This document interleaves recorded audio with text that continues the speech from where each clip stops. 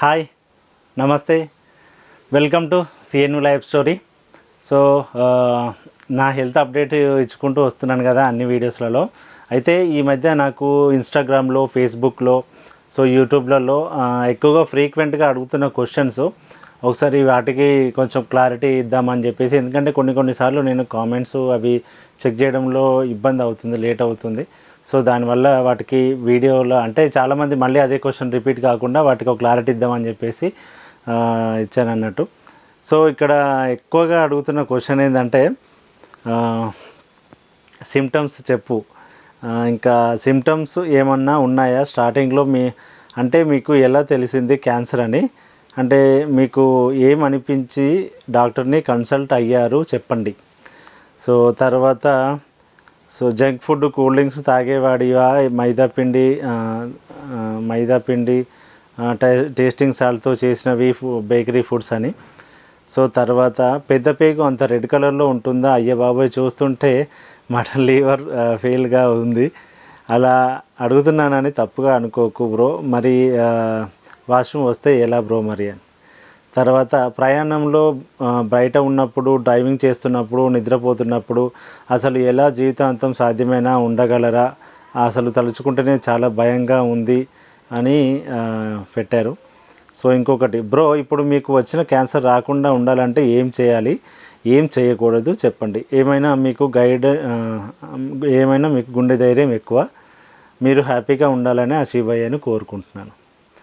So ఇవి మీకు ఈ వీడియోలో నేను క్లారిటీ ఇవ్వాలనుకుంటున్నా. ఈ క్వశ్చన్స్కి ఆన్సర్ ఇస్తాను. ఇంకా మీరు ఏదైనా నా హెల్త్ గురించి కానీ మీకు ఏదైనా డౌట్ ఉంటే, నాకు తెలిసినంత వరకు నేను తిరిగిన నా ఈ హోల్ ట్రీట్మెంట్లో నాకు తెలిసినంత వరకు ఇన్ఫర్మేషన్ తప్పకుండా ఇస్తాను. సో మీరు ఏదైనా అడగాలనుకుంటే కామెంట్ చేయండి, నేను తప్పకుండా మళ్ళీ వీడియో చేస్తాను. సో ఒక చిన్న రిక్వెస్ట్, ఇప్పటివరకు మన ఛానల్ ఎవరైనా సబ్స్క్రైబ్ చేసుకోకుండా చూస్తూ ఉంటే ప్లీజ్ సబ్స్క్రైబ్ చేసుకోండి. వీడియోని లైక్ చేయడం మర్చిపోవద్దు. మీరు లైక్ చేస్తేనే చాలామందికి రీచ్ అవుతుంది, మీరు నన్ను ఇంకా సపోర్ట్ చేసిన వాళ్ళు అవుతారు. సో ఎప్పటిలాగానే కామన్గా ఎక్కువ సార్లు అడిగిన క్వశ్చన్ సిమ్టమ్స్. సో సిమ్టమ్స్ చెప్పు, సిమ్టమ్స్ ఏమైనా ఏమి అన్నా ఉన్నాయి స్టార్టింగ్లో, అంటే మీకు ఎలా తెలిసింది క్యాన్సర్ అని, అంటే మీకు ఏమనిపించి డాక్టర్ని కన్సల్ట్ అయ్యారు అని చెప్పేసి అడిగారు. సో నేను ఇప్పటికి 2-3 సార్లు నేను ఈ సిమ్టమ్స్ గురించి, క్యాన్సర్ గురించి వీడియోస్ చేశాను. ఏంటంటే ఇవి రిలేటెడ్ సిమ్టమ్స్ అన్నట్టు. జనరల్గా క్యాజువల్గా వచ్చే సిమ్టమ్స్, ఈ క్యాన్సర్ సిమ్టమ్స్ ఒకేలాగా ఉండేసరికి చెప్పినప్పుడు కూడా చాలామంది కొంచెం ఇబ్బంది పడి భయపడ్డట్టు అనిపించింది. ఎందుకంటే వాళ్ళ కామెంట్స్లో ఏంటంటే క్యాజువల్గా ఇప్పుడు మేజర్ సిమ్టమ్ అయితే మోషన్లో బ్లడ్ రావడము. సో దానికి ముందుగా, అంటే మోషన్లో బ్లడ్ రావడానికి ముందుగా అయితే నాకు గ్యాస్ ట్రబుల్, అంటే గ్యాస్ మొత్తం స్టమక్ మొత్తం ఉబ్బరంగా అయిపోయేది, ఉబ్బిపోయినట్టుగా గ్యాస్ ఎక్కువ పట్టేసేది. అది తినకపోయినా అన్నట్టు. సో పర్టికులర్ ఫుడ్ తింటే కాదు, తినకపోయినా ఈవినింగ్ టైంలో ఇంకెక్కువ ఉండేది ఆ గ్యాస్ ట్రబుల్ ప్రాబ్లం. తర్వాత మలబద్ధకం, తర్వాత మోషన్లో బ్లడ్ రావడం. సో అట్లా బ్లడ్ అనేది ఫ్రెష్ బ్లడ్ కాదు, రెడ్ కలర్ కాదు, అది మూకస్ లాగా, అంటే చీము కలిసి రావడము, లేదా బ్లాక్ కలర్లో బ్లడ్ రావడం అట్లా వచ్చేది. సో స్టార్టింగ్లో కొద్దిగా వచ్చేది, తర్వాత కంటిన్యూగా రావడం స్టార్ట్ అయింది అన్నట్టు. సో అంటే డైలీ మోషన్కి వెళ్ళినప్పుడు ప్రతిసారి మోషన్కి వెళ్ళే తర్వాత కూడా డ్రాప్స్ పడేది, ఓన్లీ మోషన్కి అంటుకొని రాకుండా. సో ఎందుకు డీటెయిల్గా అంటున్నానంటే చాలామంది మళ్ళీ అడుగుతారు, సో రెగ్యులర్గా వచ్చిందా, ఎట్లా వచ్చింది, అది ఇది అని చెప్పేసి, అందుకని చెప్తున్నాను అన్నట్టు. సో నేను ఎప్పుడు వెళ్ళాను అంటే స్టార్టింగ్లోనే గ్యాస్ ట్రబుల్ వెళ్ళినప్పుడు గ్యాస్ట్రాలజిస్ట్ కలిసి ఎండోస్కోపీ చేయించుకున్నాను. సో వాళ్ళు ఏమన్నారంటే మామూలుగా పొద్దున పరిగెట్టు గ్యాస్ ట్రబుల్ స్టార్ట్ అవుతున్నట్టుంది, ట్యాబ్లెట్ వేసుకోమన్నారు. సో తర్వాత ఈ మలబద్ధకం అది స్టార్ట్ అయినప్పుడు మన కరెంట్ వచ్చింది. సో మలబద్ధకం అది స్టార్ట్ అయినప్పుడు మన ఈ కాన్స్టిపేషన్, అంటే వీళ్ళ హాస్పిటల్కి వెళ్ళాను, మన గ్యాస్ట్రాలజిస్ట్ దగ్గరికి వెళ్ళాను అప్పుడు కూడా. సో అట్లా మలబద్ధకం అది వచ్చినప్పుడు, అంటే స్టార్టింగ్లో ఫస్ట్ లైట్గా బ్లడ్ కనిపించినప్పుడు కూడా నేను హాస్పిటల్కి వెళ్ళాను.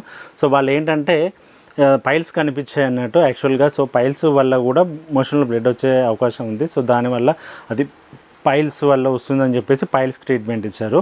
తర్వాత గ్యాస్ ట్రబుల్ ఎక్కువైపోయి ఇక్కడ బర్నింగ్ రావడం అంటే అప్పుడు కార్డియాలజిస్ట్ని కలిసాను, 2D ఈకో, ఈసీజీ, హార్ట్కి సంబంధించిన టెస్ట్లన్నీ చేయించాను.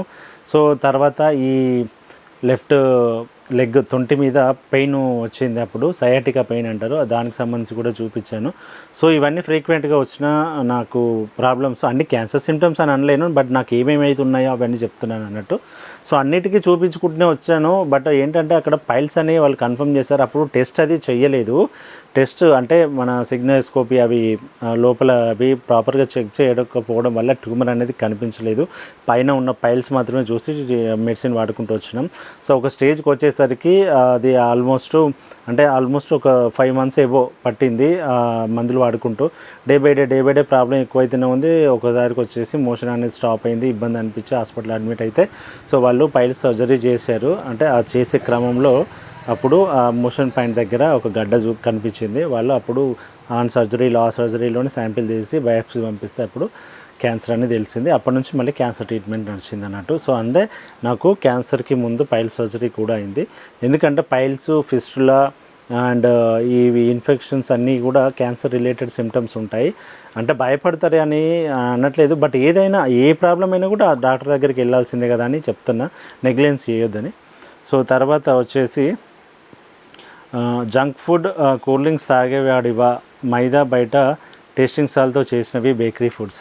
సో నేను అసలు బేకరీ ఫుడ్స్ అనేది ఎప్పుడూ బయట తినలేదు, నాకు ముందు హ్యాబిట్స్ ఏం లేవు. బట్ ఫాస్ట్ ఫుడ్స్ కూడా నేను ఎక్కువ తినలేదు. నేను అప్పుడప్పుడు రేర్గా తిన్నది హోటల్స్లో, అంటే హోటల్లో మామూలుగా రైస్ అవి భోజనం చేసేవాడిని.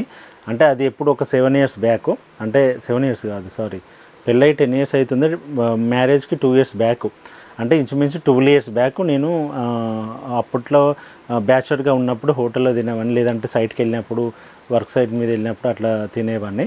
బట్ జంక్ ఫుడ్ పర్టికులర్గా నేనైతే తీసుకోలేదు. సో రీజన్ అంటే ఇది, అంటే మీకు రీజను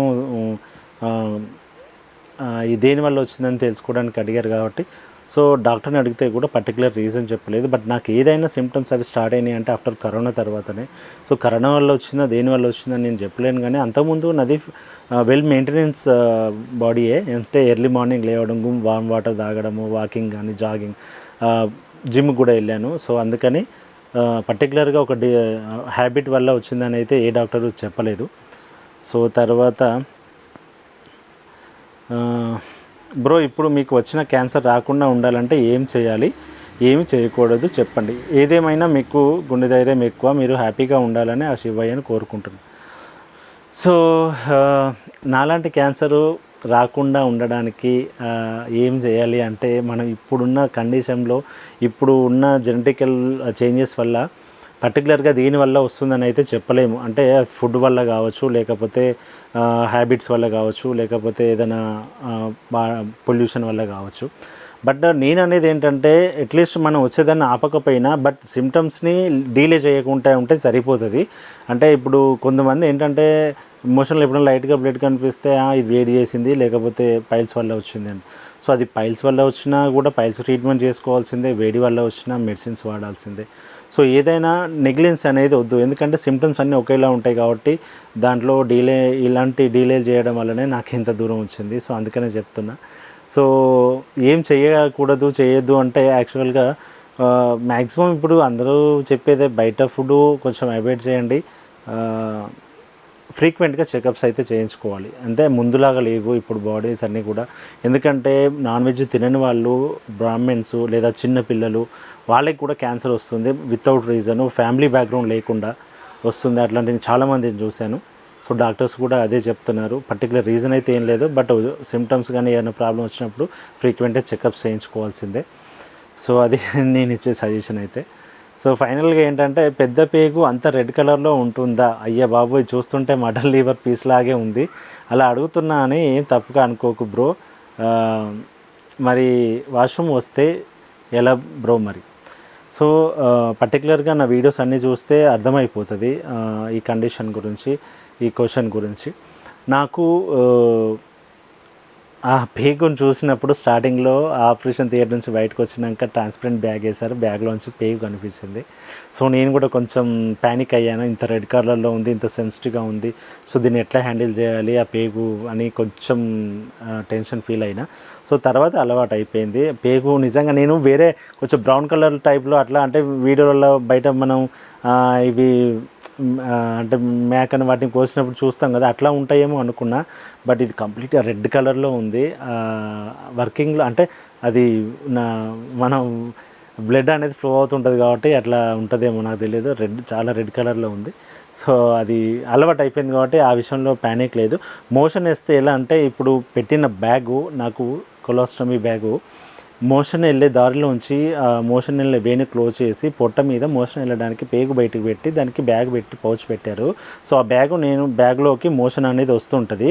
సో దాన్ని కలెక్ట్ చేసుకొని అంటే వచ్చినప్పుడు దాన్ని క్లీన్ చేసుకొని మళ్ళీ దాన్ని వాష్ చేసుకొని యూజ్ చేసుకోవడమే. సో అది వీక్లీ కానీ లేదంటే 10 డేస్కి ఒకసారి ఆ బ్యాగ్ తీసేసి కొత్త బ్యాగ్ మార్చుకోవాలి. సో కొన్ని కేసెస్లో ఇది టెంపరీ ఉంటుంది, బట్ నాకు మాత్రం పర్మనెంట్ కేసెస్ కూడా చాలా ఉన్నాయి ఈ మధ్య. సో పర్మనెంట్గా ఈ లైఫ్ లాంగ్ ఇట్లా యూజ్ చేయాల్సిందే. సో కానీ ప్రయాణంలో బయట ఉన్నప్పుడు, డ్రైవింగ్ చేస్తున్నప్పుడు, నిద్రపోతున్నప్పుడు అసలు ఎలా జీవితం సాధ్యమేనా, ఉండగలరా, అసలు తలుచుకుంటేనే చాలా భయంగా ఉంది అని చెప్పేసి. సో నిజమే, యాక్చువల్గా ట్రావెలింగ్ కానీ బయటికి వెళ్ళేటప్పుడు అది ఇదంటే ఎప్పుడు ఎక్కడికి వెళ్ళినా ట్రావెలింగ్ ఉన్నా ఎక్కడున్నా మోషన్ అనేది అది వస్తే ఆటోమేటిక్గా దానిది బ్యాగ్లో పడాల్సిందే, దాన్ని ఆపే అవకాశం లేదు. సో ఎప్పుడు వచ్చినా ఎక్కడ ఉన్నా దాన్ని ఎంటీ ఖాళీ చేసుకోవాల్సి వస్తే ఆ పరిస్థితిని చూసుకొని ఖాళీ చేసుకోవాలి. లేకపోతే బ్యాగు ఒకటి ఎక్స్ట్రా బ్యాగ్ అనేది క్యారీ చేసుకొని వెళ్ళాలి. చెప్పలేము ఎప్పుడు లీక్ అవుద్దో ఏమవుద్దో అనేది. బట్ ఏంటంటే ఈ సపోర్టివ్ బెల్ట్స్ అనేవి ఉంటాయండి, స్టోమక్కి సపోర్టివ్ బెల్ట్స్ అవి ఉంటాయి. సో ట్రావెలింగ్ చేసినప్పుడు ఇలాంటి బెల్ట్స్ అవి వాడితే ఏంటంటే ఇప్పుడు నేను పెట్టుకున్నాను. సో ఇట్లాంటిది బ్యాక్ పెయిన్ బెల్ట్ లాగా ఉంటుంది, స్టోమా మీద నుంచి వస్తుంది. సో ఇట్లాంటి బెల్ట్ పెట్టుకుంటే కొంచెం క్రౌడ్లో వెళ్ళినప్పుడు కానీ, సో మామూలుగా మనము ఏదైనా వర్క్ చేసుకునేటప్పుడు కానీ, వెయిట్ మోసినప్పుడు కానీ, సో ఇది సపోర్టివ్గా ఉంటుంది. ఏదైనా కొంచెం తగిలితే ఇబ్బందే, బట్ ఏదైనా కొంచెం ఇప్పుడు ఓపెన్గా ఉన్న దానికంటే ఈ బెల్ట్ అవి ఉంటే కొంచెం సపోర్టివ్గా ఉంటుంది. నిద్రపోతున్నప్పుడు అన్నీ ఇక అలవాటు అయిపోతాయి ఒకసారి బ్యాగ్ అనేది వచ్చిన తర్వాత. బట్ మీరన్నట్టు ఇబ్బందే. సో ఏంటంటే లైఫ్లో మనం బ్రతకాలి అనుకుంటే, లైఫ్ ఉండాలి అనుకుంటే ఇవన్నీ భరించాల్సిందే, వేరే ఆప్షన్ అయితే ఏం లేదు. సో ఇవి ఇప్పటివరకు ఈ వీడియోలో, ఎందుకంటే ఇంకా క్వశ్చన్స్ తీసుకోవచ్చు కానీ లెంత్ అయిపోద్దని చెప్పేసి ఇక్కడ వరకు ఆపేశాను. సో మీకు ఇప్పటివరకు ఉన్న క్వశ్చన్స్లో మీకు కూడా క్లారిటీ వచ్చింది అనుకుంటా. కొత్తగా పాత వాళ్ళకైతే పర్వాలేదు, కొత్త వాళ్ళకైతే కొంచెం అర్థమైపోతుంది ఇప్పుడు ఈ వీడియో చూస్తున్న కండిషను. సో ఇంకొక చిన్న మాట ఏంటంటే, కొందరు ఆ వీడియోస్ చూసినప్పుడు అది ఏంటి రోజు అంటే ఏంట్రా బాబు సోది, రోజు క్యాన్సర్ అని అట్లా తలుచుకోకు, లేకపోతే దాని గురించి ఆలోచించకు, వీక్ అవుతామని, లేదా చిరాకు ఏంది రోజు సోది అని చెప్పేసి అని అప్పుడప్పుడు 1-2 కామెంట్స్ కూడా వింటున్నాను. నేను ఈ ప్రొఫైల్స్ అంటే ఈ యూట్యూబ్, ఫేస్బుక్, ఇన్స్టాగ్రామ్ అన్నీ క్రియేట్ చేసింది కూడా, వాటి మీద పేర్లు కూడా లైఫ్ ఆఫ్ క్యాన్సర్ పేషెంట్ అంటే ఎట్లా ఉంటుందని పెట్టాను. సో ఏంటంటే నా మెయిన్ ఎజెండా అయితే క్యాన్సర్ గురించి అవేర్నెస్ తీసుకురావడమే. క్యాన్సర్ పేషెంట్ లైఫ్ ఎలా ఉంటుందో, పెయిన్స్, సిచ్యువేషన్స్, ట్రీట్మెంట్స్, వాటి గురించి ఇన్ఫర్మేషను, నేను చేసిన మిస్టేక్స్ అన్నీ మీకు చెప్పాలనే ఉద్దేశంతో మిమ్మల్ని విసిగించాలని అయితే కాదు. సో ఎవరికైనా నచ్చకపోతే, ఇష్టం లేదనుకుంటే అవాయిడ్ చేయొచ్చు, స్కిప్ చేయొచ్చు. నేనైతే ఫోర్స్ ఏం చేయను. బట్ ఏంటంటే చాలామందికి ఈ మధ్య క్యాన్సర్తో సఫర్ అవుతున్నారు.